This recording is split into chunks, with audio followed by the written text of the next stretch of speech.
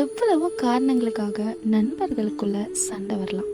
ஆனால் இப்போ வந்துட்டுருக்கிற இந்த சண்டை ஒரு கட்சி வெறியாகவே மாறிட்டுருக்கு.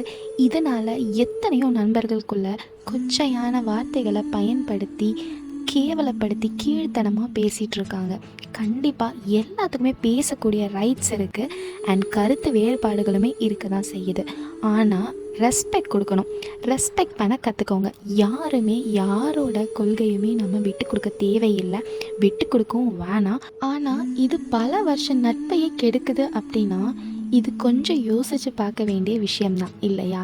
இந்த கட்சி பெருசு, அந்த கட்சி பெருசு, என்னோட சப்போர்ட் இல்லாமல் உங்கள் கட்சிக்காரங்க ஜெயிச்சிருக்க முடியாது, இந்த மாதிரி பேசி நண்பர்களுக்குள்ள சண்டை போட்டு ஆர்கியூ பண்ணி நம்ம ஃப்ரெண்ட்ஸ்குள்ளே பல வருஷமாக இருக்கிற இந்த நட்பை முறிச்சிக்க வேணாம் அப்படிங்கிறது என்னோட கருத்து மட்டுமே தான். இந்த மாதிரி நீங்களும் ஃபீல் பண்ணுறீங்க அப்படின்னா கமெண்ட் பண்ணுங்கள்.